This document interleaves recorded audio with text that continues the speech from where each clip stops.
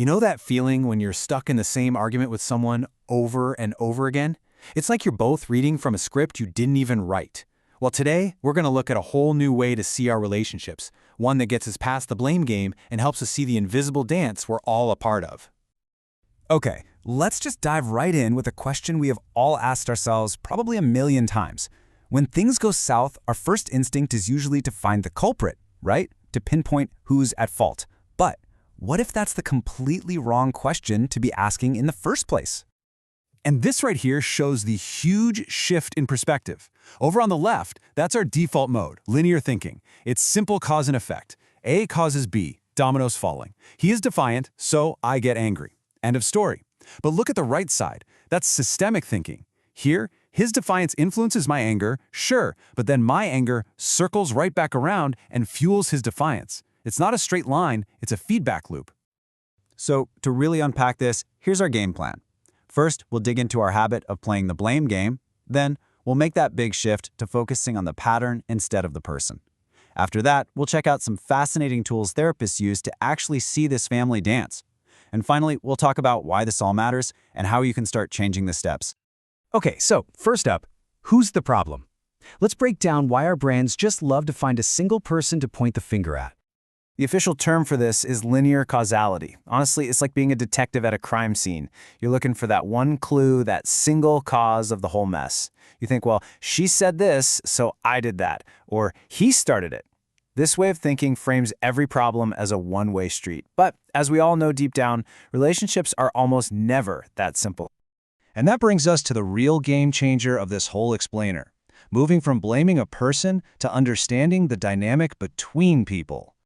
So, welcome to circular causality. This is the heart and soul of systemic family therapy. My actions influence you. Your reaction influences my next action, and around we go in a continuous circle.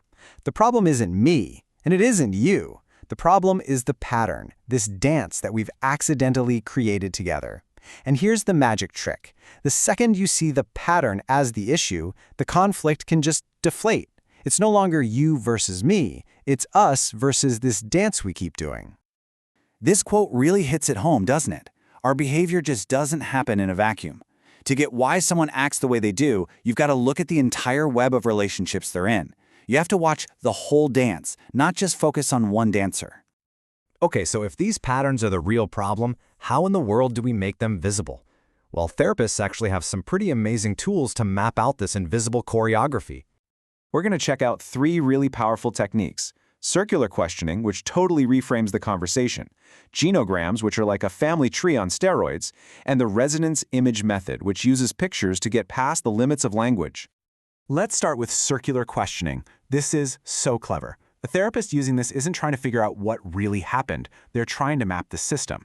So instead of asking one person, why are you so quiet? They might ask their sibling, when your brother gets quiet, what does your mom do?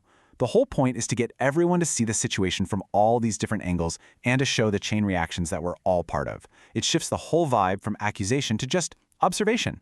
Next up, we have genograms. And you can just think of this as a supercharged family tree. It's a visual map that shows not just who's related to who, but the quality of those relationships. Are people close, distant, totally conflicted? By mapping things like anxiety or communication styles across generations, you can suddenly see these powerful inherited patterns you never even knew existed. It helps you see yourself as part of a much, much bigger family story. And for our third tool, we go beyond words entirely with something called the resonance image method. This is a really fascinating technique. People react to a situation or even just another person's feelings by making an abstract drawing. The goal isn't to create a masterpiece, of course. It's to get to feelings and perspectives that are just too hard to put into words, you know? Sometimes a color or a shape can say more about a complex dynamic than a whole paragraph can. It just taps into a different part of the brain to unlock new insights.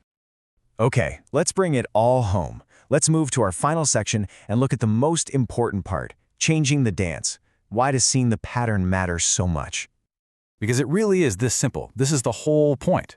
Once you can actually see the dancer in, once you can map out the steps and recognize the music cues, you're no longer a puppet pulled by invisible strings. You suddenly have the power to choose a different step. That awareness, that right there, is the first and most powerful move you can make. And this quote just nails it, doesn't it?